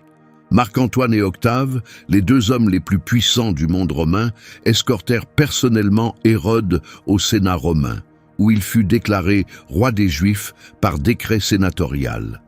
Hérode marcha ensuite entre Antoine et Octave jusqu'au temple de Jupiter sur le Capitole, où il offrit des sacrifices aux dieux romains pour célébrer son couronnement.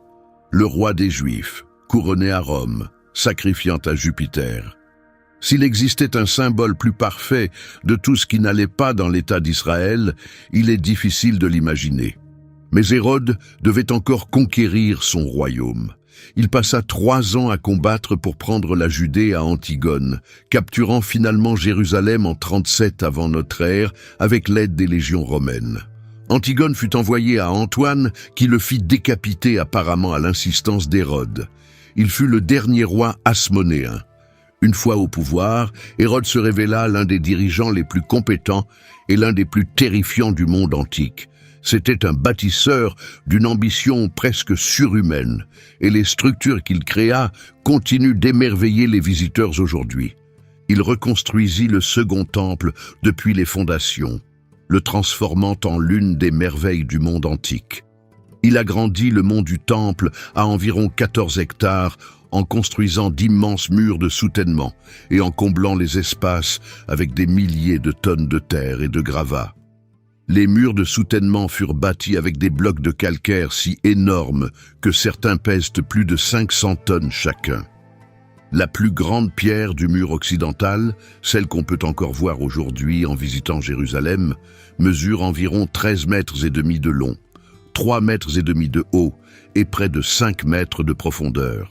Déplacer et placer des pierres de cette taille avec la technologie antique reste l'un des grands mystères de l'ingénierie du monde ancien.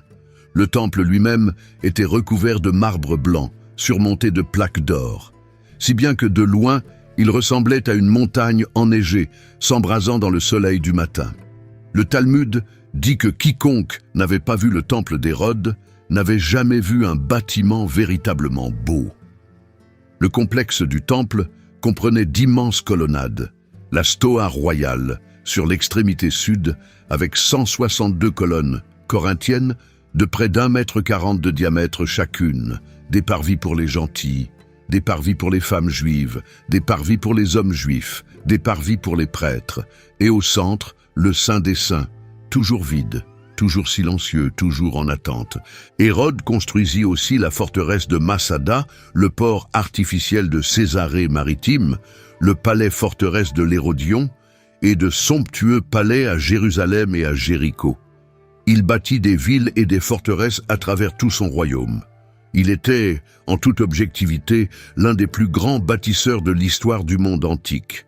Mais il était aussi un meurtrier d'une ampleur difficile à concevoir. Sa paranoïa était sans fond et sa capacité de violence envers sa propre famille était choquante, même selon les normes du monde antique. Il fit assassiner le dernier grand prêtre hasmonéen, un adolescent de 17 ans nommé Aristobule III.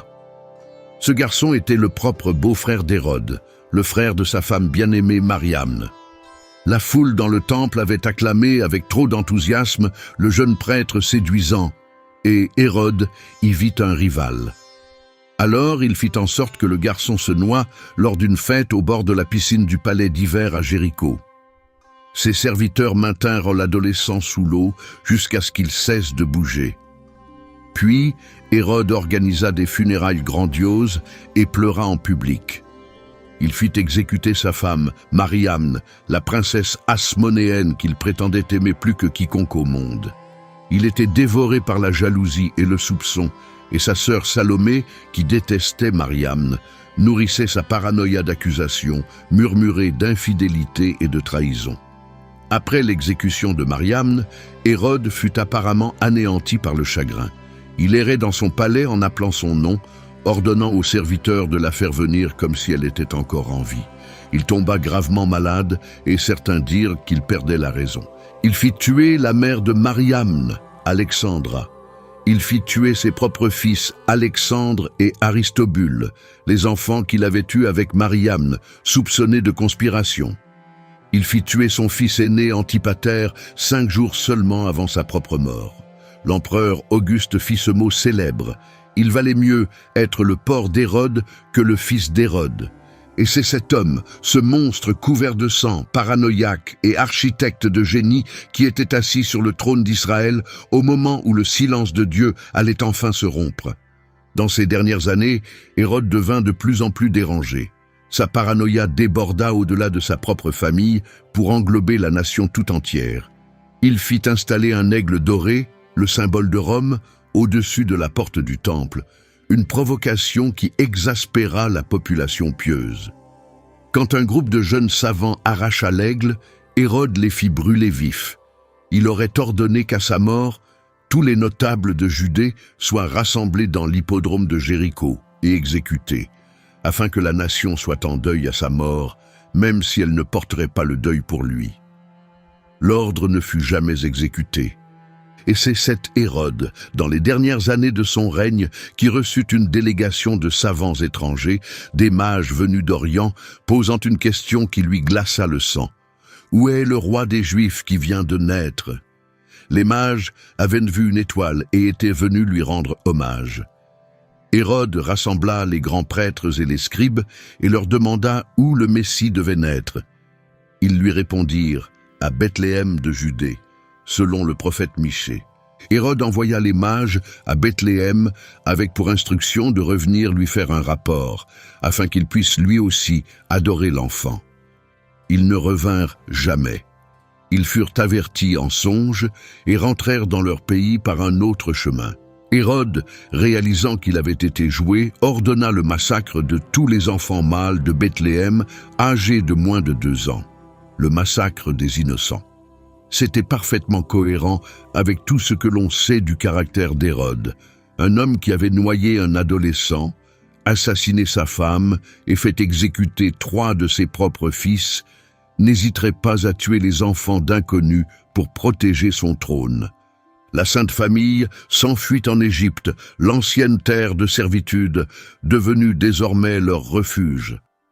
Quand Hérode mourut en l'an 4 avant notre ère, se tordant d'agonie à cause d'une maladie que les sources antiques décrivent avec des détails effroyables, un ange apparut à Joseph en songe et lui dit qu'il pouvait retourner en toute sécurité en terre d'Israël. Pensez au monde que 400 ans de silence avaient produit.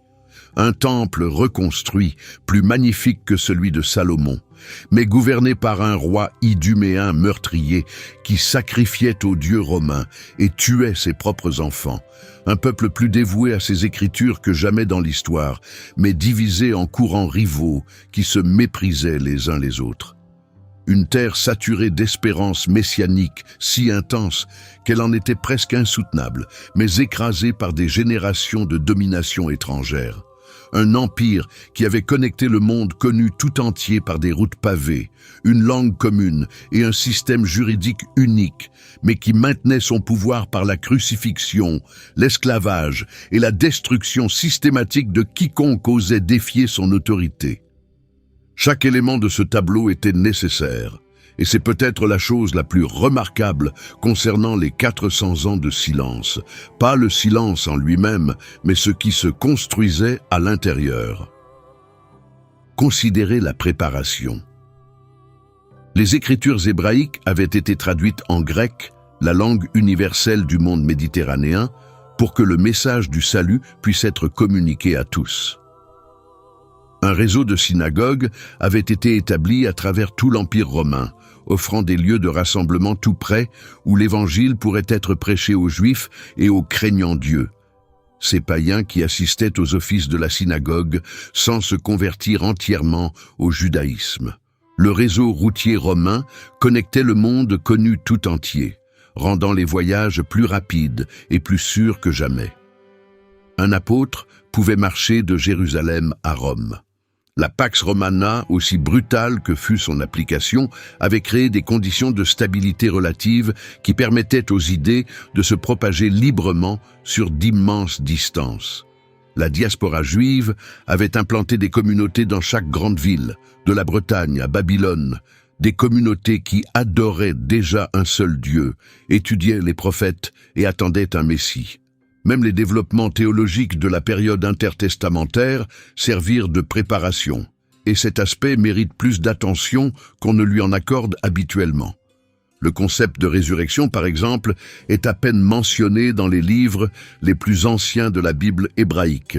On y trouve des allusions, des ombres, dans des passages comme le cri de Job « Je sais que mon Rédempteur est vivant » ou la promesse de Daniel que beaucoup de ceux qui dorment dans la poussière de la terre se réveilleront.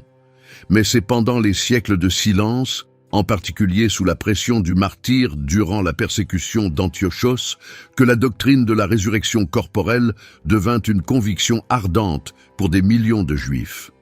Quand les martyrs maccabéens marchèrent à la mort, ils proclamèrent leur foi que Dieu les relèverait. La mère des 7 fils dit à son plus jeune enfant de ne pas craindre la mort, car le Créateur du monde leur rendrait leur souffle et leur vie. À l'époque de Jésus, la résurrection était la grande ligne de partage entre les pharisiens, qui y croyaient passionnément, et les sadducéens, qui la rejetaient totalement. Et c'est dans un monde qui croyait déjà en la résurrection que le message de Jésus ressuscité des morts allait être proclamé. La littérature produite pendant la période intertestamentaire révèle la profondeur du combat spirituel qui avait lieu. Le livre du Siracide, écrit vers 180 avant notre ère par un sage juif nommé Ben Sira, est un chef-d'œuvre de sagesse pratique qui explore la relation entre la crainte de Dieu, l'obéissance à la Torah et la manière de mener une vie bonne. Il fut largement lu et profondément influent dans la formation de la pensée morale juive. Le livre de la sagesse, probablement écrit par un juif d'Alexandrie au 1er siècle avant notre ère, s'attaqua à l'une des questions les plus déchirantes des siècles de silence. Pourquoi les justes souffrent-ils tandis que les méchants prospèrent? Sa réponse fut saisissante. Les âmes des justes sont dans la main de Dieu, écrivait l'auteur, et aucun tourment ne les atteindra. Aux yeux des insensés, leur départ semblait un désastre, mais ils sont en paix et leur espérance est pleine d'immortalité. Ce langage sur l'immortalité de l'âme et la justification des justes après la mort allait profondément influencer la pensée juive comme la pensée chrétienne. Le livre d'Hénoch, une vaste œuvre apocalyptique qui circula largement dans les siècles précédant Jésus, développa des visions élaborées du monde céleste, des anges déchus, du jugement dernier et de la venue d'une figure mystérieuse appelée le Fils de l'homme, un titre que Jésus s'appliquerait plus tard à lui-même. Le premier livre d'Hénoch décrit ce Fils de l'homme comme un être préexistant siégeant sur un trône de gloire et jugeant les nations, un langage qui résonne à travers les récits évangéliques du procès de Jésus devant le Sanhédrin. Le livre de Daniel, en particulier ses derniers chapitres, introduisit le concept d'une succession d'empires mondiaux, symbolisée par une grande statue composée de différents métaux, qui serait brisée par une pierre détachée sans l'aide d'aucune main, représentant un royaume que Dieu lui-même établirait. La prophétie de Daniel sur les 70 semaines devint l'un des passages les plus étudiés et les plus débattus de l'histoire juive et chrétienne, de nombreux interprètes estimant qu'elle fournissait un calendrier pointant vers l'époque exacte où le Messie apparaîtrait. La doctrine des anges avait aussi été développée pendant les siècles de silence. Les anges reçurent des noms, des hiérarchies et des fonctions spécifiques. Gabriel apparut comme l'ange de la révélation. Michel émergea comme l'archange guerrier, le défenseur d'Israël. Le concept des anges déchus, d'une rébellion cosmique dans le monde céleste qui reflétait et causait le mal dans le monde humain, prit forme. À l'époque du Nouveau Testament, ces idées étaient tissées dans la trame de la foi juive. Tous ces développements théologiques, la résurrection, le jugement dernier, les anges et les démons, le Fils de l'homme, le calendrier messianique, la justification des justes défunts, allaient devenir centraux dans le message de Jésus et de l'Église primitive. Ils ne sont pas apparus de nulle part. Ils furent affinés au cours de 4 siècles de silence, forgés sur l'enclume de la souffrance et de l'espérance. Il y eut aussi des évolutions dans la pratique religieuse pendant les siècles de silence qui préparèrent directement la voie à ce qui allait venir. La pratique de l'immersion rituelle dans l'eau, ce que nous appellerions le baptême, se répandit largement pendant la période intertestamentaire. Le mikvé, le bain rituel, a été retrouvé sur des sites archéologiques à travers tout Israël, datant de cette époque, notamment à Qumran, dans les quartiers sacerdotaux de Jérusalem, et sur des sites de synagogues à travers tout le pays. Quand Jean le Baptiste apparut dans le désert de Judée, appelant les gens à se faire baptiser pour le pardon des péchés, il n'inventait rien de nouveau. Il prenait une pratique existante que chaque juif aurait reconnue et la chargeait d'un sens nouveau, urgent et eschatologique. L'immersion était déjà associée à la purification et au nouveau commencement. Jean la transforma en un signe de préparation à la venue du Messie. La tradition des scribes, la copie méticuleuse et l'étude des Écritures par des savants formés atteignit son plus haut niveau de développement pendant les siècles de silence. Les scribes devinrent les gardiens du texte sacré, comptant chaque lettre, chaque mot, chaque verset, pour s'assurer que rien ne soit perdu ni modifié. Quand Jésus débattait avec les scribes et les pharisiens dans les parvis du temple, il dialoguait avec une classe de savants dont la dévotion à la parole écrite était elle-même un produit des 400 ans de silence. Ils avaient concentré toute leur énergie spirituelle sur le texte précisément parce que la voix prophétique vivante s'était tue. La tradition d'interprétation orale, ce que les pharisiens appelaient la tradition des anciens et qui allait finalement devenir le Talmud, se développa aussi durant cette période. Cet ensemble de commentaires et de débats, d'arguments et de contre-arguments créa une culture d'engagement intense avec les Écritures sans équivalent dans le monde antique. Quand Jésus enseignait, il dialoguait directement avec cette tradition, tantôt l'approuvant, tantôt la remettant en question, tantôt la dépassant entièrement par une simple phrase « Vous avez entendu qu'il a été dit, mais moi, je vous dis ». Même la situation politique était précisément calibrée. Sous un gouvernement purement juif, l'exécution de Jésus par crucifixion aurait été impossible. La crucifixion était un châtiment romain, pas juif. La méthode juive de peine capitale était la lapidation. Mais sous l'occupation romaine, les autorités juives avaient perdu le pouvoir d'exécuter les condamnations à mort. Cela signifiait que la mort de Jésus nécessitait l'implication conjointe des Juifs et des Romains, accomplissant des prophéties qui parlaient du Messie transpercé et élevé, et faisant de la croix un symbole qui résonnerait à travers tout le monde romain, et pas seulement dans une petite province juive. Le recensement qui amena Marie et Joseph à Bethléem, accomplissant la prophétie de Michée, était un recensement romain décrété par César Auguste. Seule la machinerie de l'administration impériale romaine pouvait déplacer une femme enceinte de Nazareth à Bethléem au moment précis. L'apôtre Paul écrirait plus tard que lorsque les temps furent accomplis, Dieu envoya son Fils. Cette expression, les temps accomplis, n'est pas une formule anodine. Elle saisit quelque chose d'essentiel sur la période intertestamentaire. Chaque siècle de silence fut un siècle de préparation. La scène était mise en place avec une précision qui ne devient visible que lorsqu'on prend du recul pour regarder l'ensemble du tableau. Le Nouveau Testament s'ouvre sur une scène qui a dû ressembler, pour ceux qui l'ont vécu, à un réveil après un rêve qui avait duré 400 ans. Un prêtre âgé, nommé Zacharie, servait dans le temple, accomplissant l'offrande d'encens dans le lieu saint. Il avait été choisi par tirage au sort pour cet honneur. Il y avait tant de prêtres en Israël à cette époque, peut-être jusqu'à 18 000, que certains ne recevaient jamais ce privilège au cours de leur vie entière. C'était probablement l'unique chance de Zacharie de se tenir devant l'autel d'or et de brûler l'encens en la présence de Dieu. Et alors un ange apparut, pas dans un rêve, pas dans un vague ressenti spirituel. Un ange, debout, juste là, à droite de l'autel de l'encens. Gabriel, le même ange qui était apparu au prophète Daniel plus de 500 ans auparavant, le dernier ange à avoir délivré un message prophétique majeur avant que le silence ne descende. Zacharie fut saisi de terreur, et Gabriel prononça des paroles qui se reliaient directement, à travers les siècles de silence, aux tout derniers mots de l'Ancien Testament.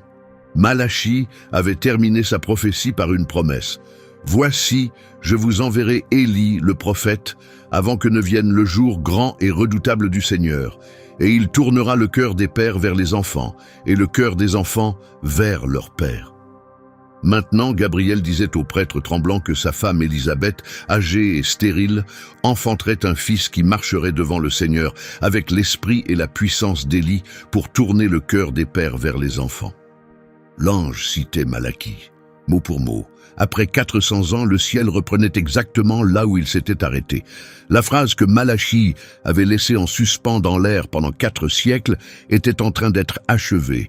Ce fils serait Jean le Baptiste, le précurseur, la voix criant dans le désert, celui dont le seul but était d'annoncer que le silence était terminé. 6 mois plus tard, Gabriel apparut de nouveau. Cette fois, à une jeune femme nommée Marie, dans l'insignifiante ville galiléenne de Nazareth. Le message qu'il apportait reliait chaque fil tissé pendant les 4 siècles de silence. L'enfant que Marie porterait serait appelé le Fils du Très-Haut. Il recevrait le trône de son père David, le trône qui était resté vide depuis l'exil babylonien, plus de 600 ans auparavant. Il régnerait sur la maison de Jacob pour toujours. Son royaume n'aurait pas de fin. La réponse de Marie, le cantique connu sous le nom de Magnificat, remontait au-delà du silence jusqu'aux racines les plus profondes de l'histoire d'Israël. Elle chanta le Dieu qui disperse les orgueilleux et élève les humbles, qui comble de bien les affamés et renvoie les riches les mains vides. Et puis ces mots qui résumaient 400 ans en une seule phrase.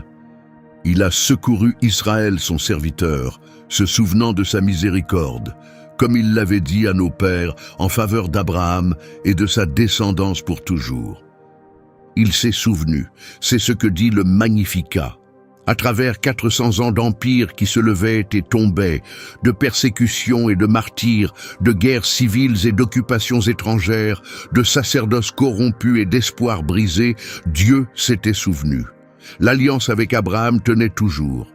La promesse à David tenait toujours. La prophétie de Malachie s'accomplissait mot par mot exactement comme elle avait été écrite. Et quand l'enfant naquit à Bethléem, dans l'ombre de l'Hérodion, la forteresse d'Hérode visible à l'horizon comme un volcan artificiel, couché dans une mangeoire parce qu'il n'y avait de place nulle part ailleurs, le silence se brisa d'une manière que personne n'avait prévue. Des anges apparurent à des bergers dans les champs aux abords de la ville.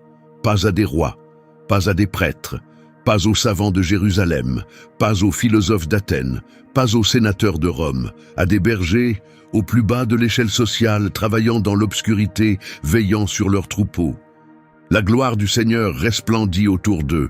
Pensez à ce que cela signifie dans le contexte des 400 ans. La gloire de la Shekinah qui avait rempli le tabernacle dans le désert. La gloire qui avait rempli le temple de Salomon d'une intensité si aveuglante que les prêtres ne pouvaient plus tenir debout. La gloire dont l'absence avait laissé le Saint des Saints comme une pièce vide, la pièce que Pompée avait traversée sans rien y trouver. Cette gloire revenait.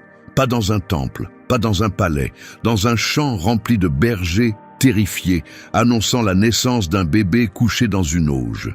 Un vieil homme nommé Siméon attendait ce moment dans le temple. L'évangile de Luc dit que le Saint-Esprit lui avait révélé qu'il ne verrait pas la mort avant d'avoir vu le Messie du Seigneur. Combien de temps avait-il attendu? On ne le sait pas. Des décennies, probablement. Il était l'incarnation de l'attente fidèle, de la foi en une promesse, quand tout ce qui était visible semblait indiquer que la promesse avait été oubliée. Quand Marie et Joseph amenèrent l'enfant Jésus au temple 40 jours après sa naissance, Siméon prit l'enfant dans ses bras et prononça des paroles qui englobaient tout le dessein des 400 ans. Maintenant, Seigneur, tu laisses ton serviteur s'en aller en paix, selon ta parole, car mes yeux ont vu ton salut, que tu as préparé à la face de tous les peuples, lumière pour éclairer les nations et gloire de ton peuple Israël. Lumière pour les nations.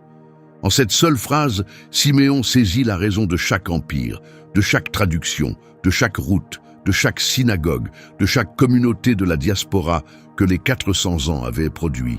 La Septante avait rendu les Écritures accessibles au monde païen. La langue grecque avait créé une langue commune. L'Empire romain avait créé un cadre politique commun. La diaspora avait répandu la connaissance du seul vrai Dieu dans chaque grande ville du monde antique. Tout avait été arrangé pour que cette lumière atteigne non seulement Israël, mais tous les peuples. Il y avait aussi une prophétesse âgée nommée Anne dans le temple ce jour-là. Elle avait 84 ans et avait passé la plus grande partie de sa vie d'adulte dans le temple, jeûnant et priant jour et nuit. Elle était un symbole vivant des 400 ans d'attente patiente, de foi maintenue à travers le silence, d'espérance qui refusait de mourir malgré la durée des ténèbres. Anne se mit à parler de l'enfant à tous ceux qui attendaient la délivrance de Jérusalem. Pas aux foules, pas aux puissants, au reste fidèle, les croyants, ceux qui avaient gardé leurs flammes allumées à travers 4 siècles de ténèbres, qui avaient prié quand aucune réponse ne venait, qui avaient étudié les prophéties et y avaient cru quand le monde entier semblait leur donner tort. Les 400 ans entre les testaments sont souvent traités comme une page blanche dans le récit biblique, un entracte que personne n'a besoin de regarder. C'est une erreur. Ces 4 siècles comptent parmi les plus déterminants de l'histoire humaine. Ils ont façonné la langue, la culture, la politique, la théologie et les attentes qui ont défini le monde dans lequel Jésus est né. Sans Alexandre le Grand, il n'y aurait pas eu de langue grecque commune dans laquelle le Nouveau Testament aurait pu être écrit, dans laquelle Paul aurait pu prêcher, dans laquelle l'Évangile aurait pu se répandre. Sans les Ptolémées, il n'y aurait pas eu de Septante, pas de Bible en grec pour l'Église primitive, pas de traduction que les convertis païens auraient pu lire. Sans Antiochos Épiphane, il n'y aurait pas eu de révolte des Maccabées, pas de Hanouka et peut-être pas de survie du judaïsme du tout. Sans les pharisiens, il n'y aurait pas eu de réseau de synagogues, pas de doctrine développée de la résurrection, pas de cadre pour les débats théologiques qui remplissent les évangiles. Sans les Esséniens, il n'y aurait pas de manuscrits de la mer morte pour confirmer la fidélité du texte biblique.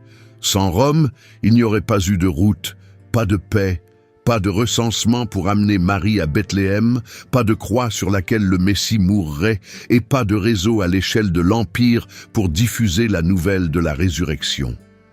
Chaque élément était nécessaire, chaque empire était un machiniste. Chaque siècle de silence était un siècle de préparation. Le Dieu qui avait parlé par les prophètes, puis tu n'étais pas absent.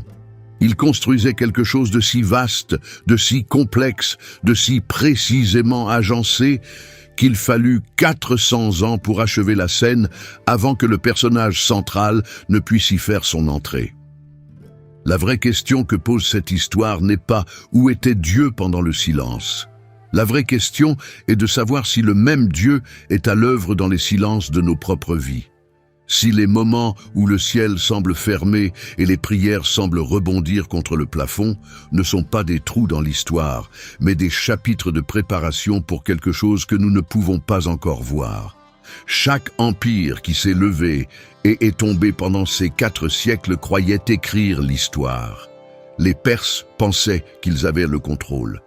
Alexandre pensait qu'il avait le contrôle. Les Ptolémées, les Séleucides, les Hasmonéens, les Romains, Hérode lui-même, tous croyaient être les personnages principaux du drame de l'histoire. Ils avaient tous tort. Ils étaient tous des machinistes, arrangeant le décor d'une pièce dont ils ignoraient qu'elle s'écrivait. Et le dramaturge était le même Dieu qui avait marché avec Adam dans la fraîcheur du soir, appelé Abraham ordure, fendu la mer pour Moïse et parlé par les prophètes pendant 1000 ans avant de se taire. Quand il parla enfin à nouveau, ce ne fut pas par le tonnerre depuis une montagne, ni par le feu venu du ciel. Ce ne fut pas par le fracas des armées, ni par le décret des rois. Ce fut par le cri d'un nouveau-né, dans un abri pour animaux emprunté, dans une ville si petite que la plupart des gens n'auraient pas pu la trouver sur une carte. Et le monde n'a plus jamais été le même depuis. Si des récits comme celui-ci vous passionnent, si vous voulez aller plus loin dans les mystères et les chapitres cachés dont la plupart des gens n'entendent jamais parler, abonnez-vous à cette chaîne. D'autres récits arrivent, et le prochain pourrait être celui qui change votre façon de tout voir. Cliquez sur la vidéo qui s'affiche maintenant. On se retrouve là-bas.